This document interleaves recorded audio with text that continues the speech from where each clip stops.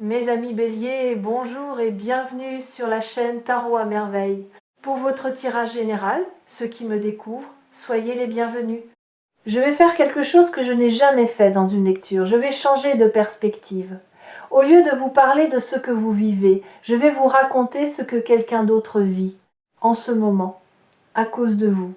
Je vais entrer dans la tête de cette personne et vous décrire ce qui s'y passe, heure par heure, du matin au soir, pour que vous compreniez enfin l'ampleur de ce que vous provoquez dans la vie de quelqu'un sans même le savoir, parce que la vérité est folle. Pas folle au sens de l'exagération, folle au sens de l'inattendu.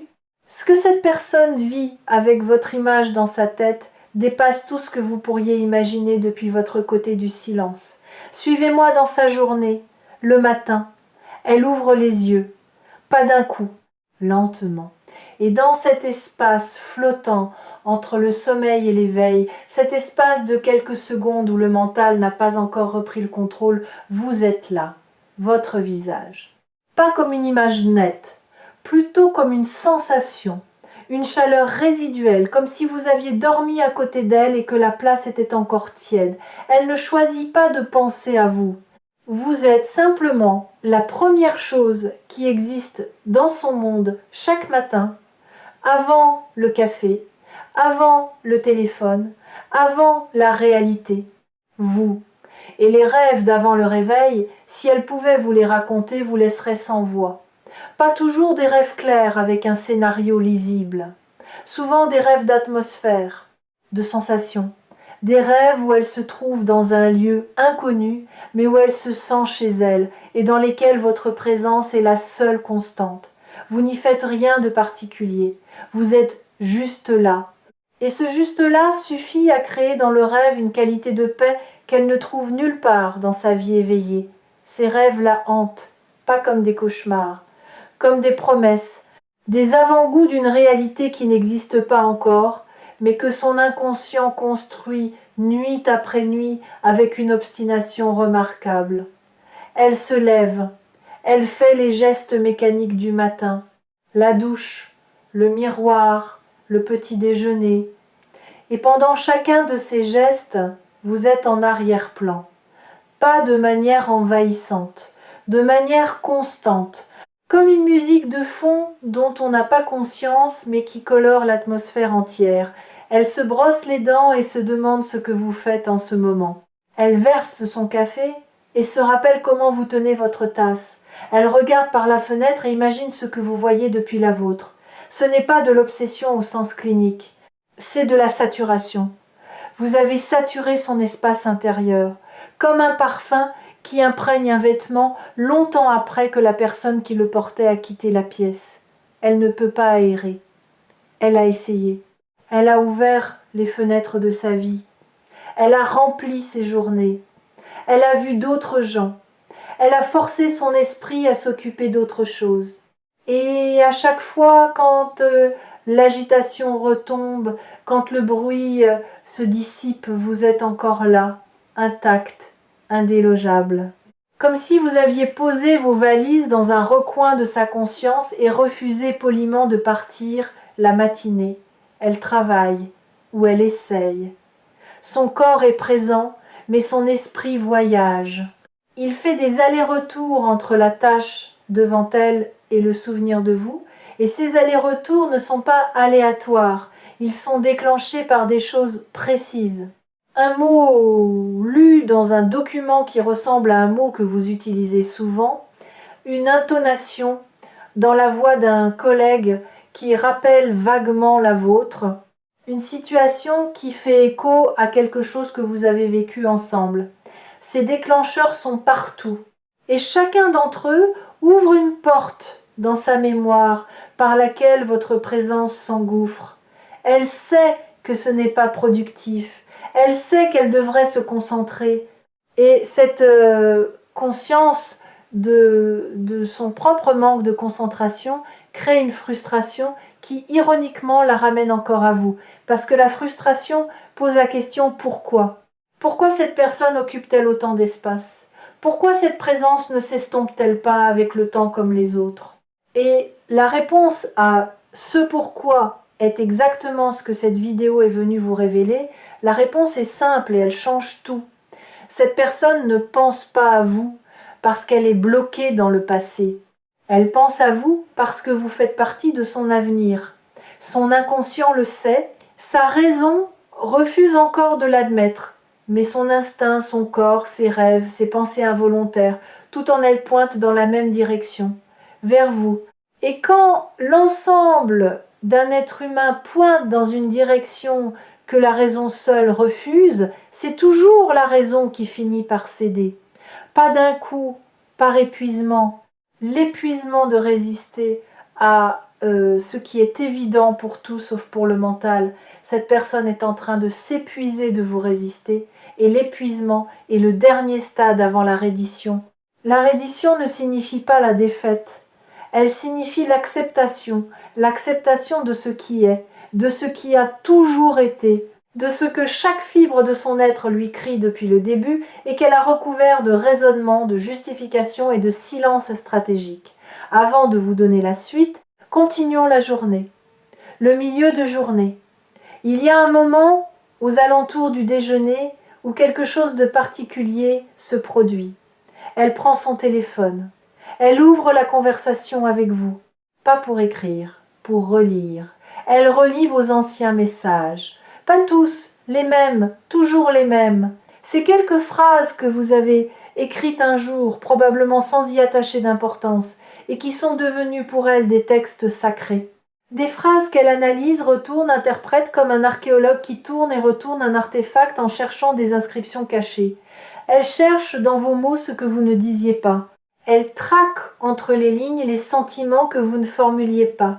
Et parfois, elle croit trouver un indice, une nuance, un mot choisi plutôt qu'un autre qui pourrait signifier que vous ressentiez la même chose qu'elle. Et cette possibilité, aussi ténue soit-elle, suffit à alimenter sa pensée pour le reste de l'après-midi. Puis elle referme la conversation, sans avoir écrit, comme d'habitude.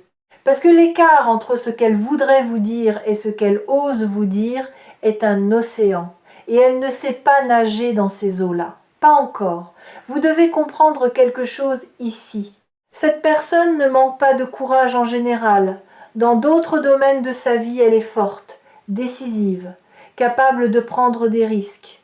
Mais face à vous, face à ce que vous représentez, face à l'intensité de ce qu'elle ressent, tout son courage se liquéfie. Parce que l'enjeu est trop élevé.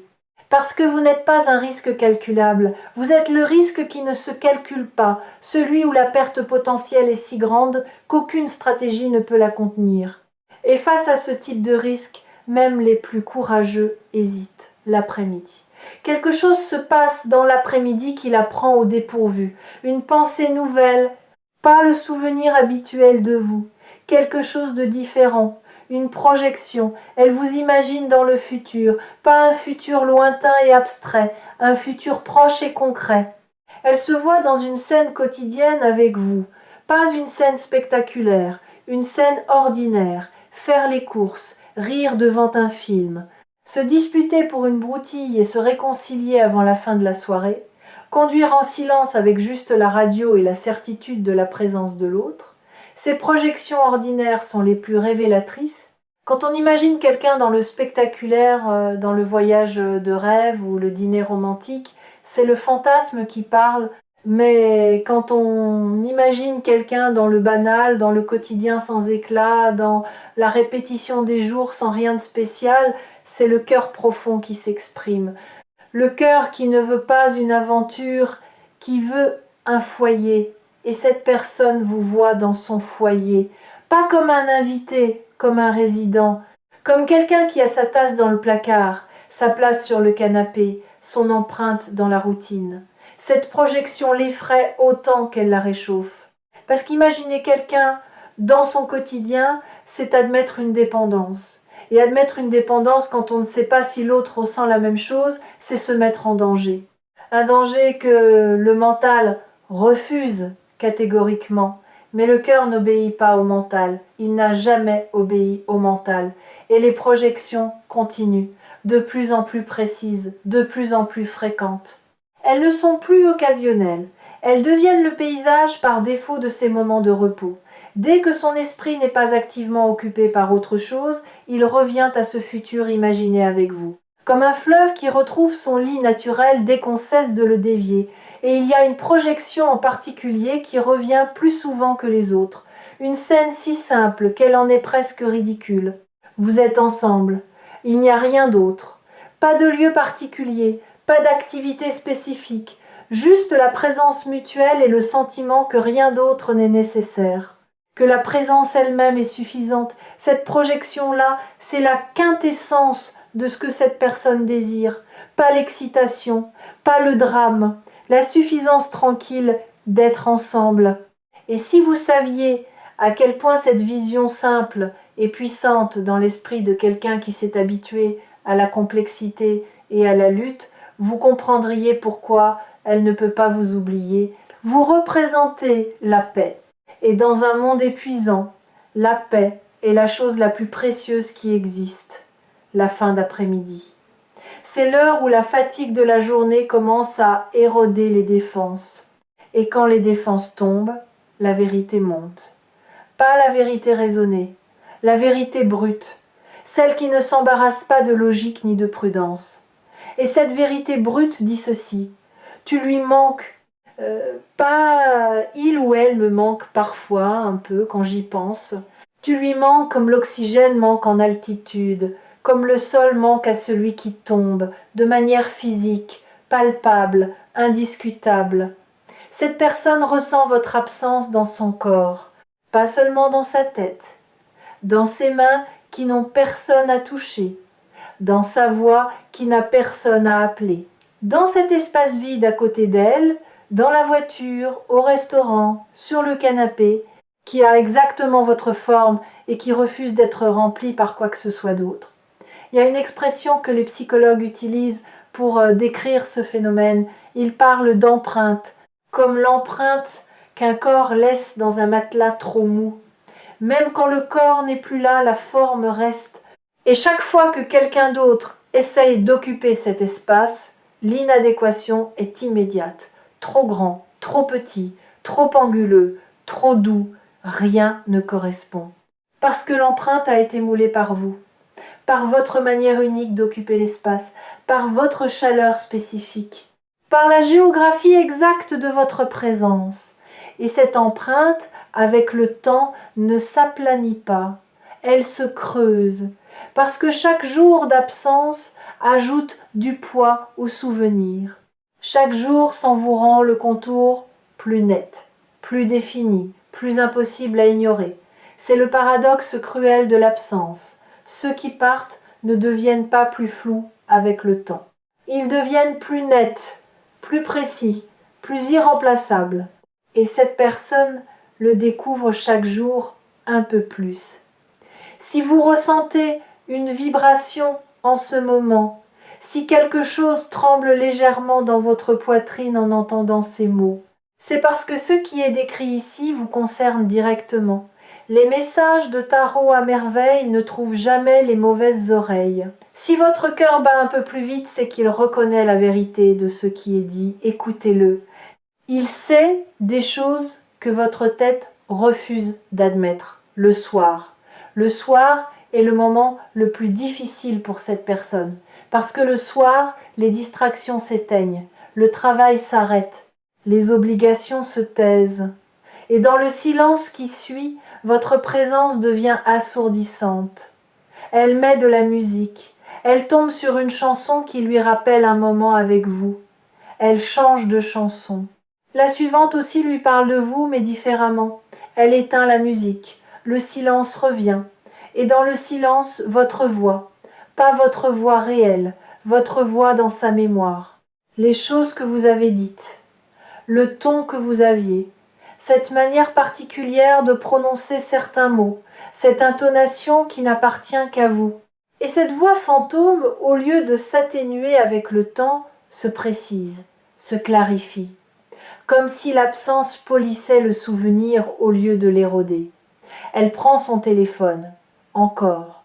Cette fois, elle écrit quelque chose, quelques mots, puis elle les regarde, les relit, les modifie, les efface à moitié, les réécrit autrement, et finalement, elle ne les envoie pas. Pas ce soir, pas encore, mais les mots existent maintenant, ils ont été formulés, ils sont sortis de l'abstraction pour prendre une forme concrète, même éphémère. Et un mot formulé est un mot qui se rapproche de la parole. Chaque soir où elle écrit sans envoyer, la distance entre le texte et le bouton envoyé rétrécit. Elle enregistre parfois ce qu'elle écrit dans ses notes.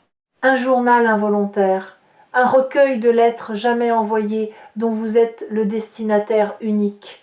Si vous pouviez lire ce journal, si vous aviez accès à ces fragments, vous ne reconnaîtriez pas la personne qui les a écrits. Vous la trouveriez plus tendre que vous ne l'imaginiez, plus vulnérable, plus sincère. Les mots qu'elle choisit dans ses messages fantômes ne ressemblent pas à sa manière habituelle de parler. Ils viennent d'un endroit plus profond, un endroit qu'elle ne montre à personne, un endroit que vous êtes le seul à avoir effleuré et qui depuis ne s'est plus refermé. Il y a un mot qu'elle utilise dans ses messages fantômes, un mot qui revient à chaque tentative. Ce mot change parfois de position dans la phrase, parfois de contexte, mais il est toujours là. Et ce mot, si simple soit-il, porte tout le poids de ce qu'elle ressent. Je ne peux pas vous dire quel mot c'est parce que chaque personne a le sien, mais vous le reconnaîtrez quand elle finira par vous parler. Vous l'entendrez dans sa bouche et quelque chose en vous saura que ce mot a été écrit 100 fois avant d'être prononcé, une seule, qu'il a été tourné dans tous les sens, testé dans toutes les phrases, et que la version qui sortira enfin de ses lèvres sera la plus pure, la plus distillée, la plus essentielle de toutes les versions, parce qu'elle aura été filtrée par des semaines de silence. Et le silence est le meilleur filtre qui existe pour les mots sincères. Il élimine le superflu, il dissout les fioritures. Il ne laisse passer que l'essentiel, la nuit. Avant de s'endormir, elle fait quelque chose qu'elle n'avouerait à personne. Elle parle, pas à quelqu'un, à vous, dans sa tête. Parfois à voix haute, quand elle est sûre d'être seule, elle vous raconte sa journée, comme si vous étiez là, comme si vous écoutiez. Elle vous dit les choses drôles qui se sont passées, les choses frustrantes, les petits détails insignifiants qu'elle ne partagera avec personne d'autre parce qu'ils n'intéressent personne d'autre, mais qui, dans sa tête, vous intéressent vous, parce que dans sa tête, vous êtes la personne qui s'intéresse aux détails insignifiants de sa vie, qui trouve de la valeur dans le banal, qui écoute sans juger, qui rit au bon moment, qui pose les bonnes questions. Cette conversation nocturne peut être la chose la plus révélatrice de tout ce que je vous ai décrit. Parce qu'elle montre que cette personne ne pense pas seulement à vous, elle vit avec vous. Dans un monde parallèle, intérieur, invisible, elle a déjà construit une relation avec vous. Une relation faite de confidences murmurées, de rires imaginés, de présences simulées. Et cette relation fantôme, aussi irréelle qu'elle puisse sembler, porte une vérité que la relation physique n'a pas encore eu l'occasion d'exprimer. Elle s'endort en pensant à vous. Comme elle s'est réveillée en pensant à vous, la boucle est fermée et demain elle recommencera. Pas par choix, par nécessité intérieure.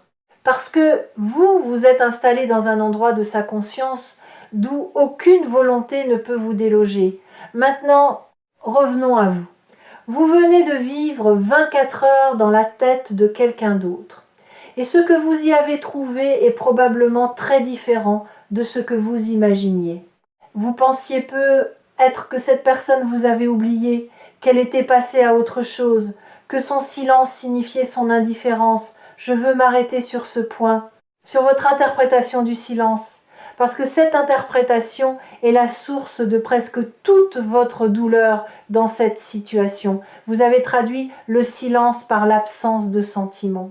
Et cette traduction est non seulement fausse, elle est l'exact inverse de la réalité. Pensez au moment de votre propre vie où vous avez été le plus silencieux. Était-ce quand vous ne ressentiez rien? Ou était-ce précisément quand vous ressentiez trop, quand l'émotion était si forte que les mots semblaient dérisoires, quand le risque de parler était si grand que le silence, même douloureux, paraissait plus sûr? Vous connaissez la réponse. Vos plus grands silences ont toujours été vos plus grandes tempêtes intérieures. Il en va de même pour cette personne. Le silence ne signifie jamais l'indifférence. Le silence, chez les gens qui ressentent profondément, signifie exactement le contraire. Il signifie que ce qu'ils ressentent est tellement grand que les mots disponibles semblent ridicules, insuffisants, indignes de la chose qu'ils tentent d'exprimer. Les messages partagés ici sur Tarot à merveille reviennent souvent à cette vérité fondamentale que l'humanité oublie constamment. Les gens qui nous aiment le plus sont souvent ceux qui nous le montrent le moins. Non pas par cruauté, par terreur de la vulnérabilité. Par cette peur ancestrale que révéler l'ampleur de ce qu'on ressent revient à tendre une arme à l'autre et à espérer qu'il ne s'en servira pas. Alors que faites-vous de tout cela? Que faites-vous maintenant que vous savez ce qui se passe dans la tête de cette personne du matin au soir? La réponse n'est pas de courir vers elle, ni de l'appeler immédiatement, ni de partager cette vidéo en espérant qu'elle la regarde et comprenne l'allusion. La réponse est plus subtile et plus puissante. La réponse est de changer votre posture intérieure. De passer de « cette personne ne pense probablement pas à moi » à « cette personne pense à moi de manière constante et profonde ». Ce changement de croyance, aussi simple qu'il paraisse, modifie votre énergie. Et l'énergie que vous émettez affecte directement le courage de l'autre. Quand vous croyez que quelqu'un vous a oublié, vous émettez une fréquence de retrait, de protection, de fermeture. Et cette fréquence, l'autre la perçoit inconsciemment comme un mur. Un signal qui dit « n'approche pas ». Mais quand vous croyez que quelqu'un pense à vous, que votre présence compte, que vous n'êtes pas oublié, vous émettez une fréquence d'ouverture, de disponibilité. Et cette fréquence agit comme une permission silencieuse. Elle dit à l'autre « tu peux venir ». Il y a de la place pour toi ici. Vous sous-estimez l'impact de votre énergie sur les décisions des autres. Vous croyez que les gens agissent uniquement en fonction de leur propre volonté, de leur propre calcul, mais c'est faux. Les gens sentent. Avant de penser, ils sentent. Et ce qu'ils sentent émaner de vous influence directement leur capacité à agir. Si vous émettez de la fermeture, même inconsciemment, même en vous disant le contraire, l'autre le perçoit comme un mur invisible. Et personne ne se jette volontairement contre un mur. Mais si vous changez, si vous déposez la méfiance, ne serait-ce qu'un instant, si vous laissez votre cœur croire, juste une seconde, que quelqu'un se soucie de vous avec cette intensité, alors le mur devient une porte. Et une porte, ça s'ouvre. Des deux côtés, ce changement de fréquence, vous pouvez le poser maintenant, dans cette seconde, simplement en acceptant la vérité de ce que cette vidéo décrit, en cessant de douter, en autorisant la possibilité que quelqu'un, en ce moment même, pendant que vous écoutez ces mots, est en train de penser à vous avec une intensité qui le tient éveillé. L'appel va venir, le message va arriver, le silence va se briser, pas parce que vous avez forcé quoi que ce soit, parce que votre ouverture a donné à l'autre la permission de traverser l'océan qui le séparait de ses propres mots. Et quand cela arrivera, souvenez-vous de cette journée que nous avons traversée ensemble, du matin au soir, de la pensée au réveil à la conversation murmurée dans le noir, et comprenez que chaque seconde de cette journée était un acte d'amour, silencieux, maladroit, terrifié, mais absolument, indiscutablement, irrévocablement sincère. Gardez Tarot à merveille près de votre cœur pour les moments où le doute reviendra, pour les soirs où le silence de l'autre vous semblera insurmontable. Et rappelez-vous ceci, le silence n'est pas vide, il est plein de tout ce que l'autre n'ose pas encore vous dire. Et chaque jour qui passe rapproche ces mots de votre oreille. La vérité est folle, oui, folle de tendresse retenue, folle de courage qui s'accumule, folle de cette certitude silencieuse qu'un jour, bientôt, les mots trouveront enfin le chemin de la voix. Et ce jour approche, plus vite que vous ne le croyez, plus vite que cette personne elle-même ne le croit, parce que le barrage a atteint sa limite, les mots se sont accumulés, le courage a mûri dans le silence. Et la prochaine fois qu'elle prendra son téléphone, la prochaine fois que ses doigts hésiteront au-dessus de l'écran, quelque chose sera différent. Le bouton envoyé ne semblera plus aussi loin. L'océan entre le texte et la parole ne semblera plus aussi profond. Et elle appuiera, et tout commencera, pas recommencera, commencera. Parce que ce qui vient n'est pas une répétition de l'ancien, c'est une création entièrement nouvelle, nourrie par tout ce que le silence a enseigné à chacun de vous.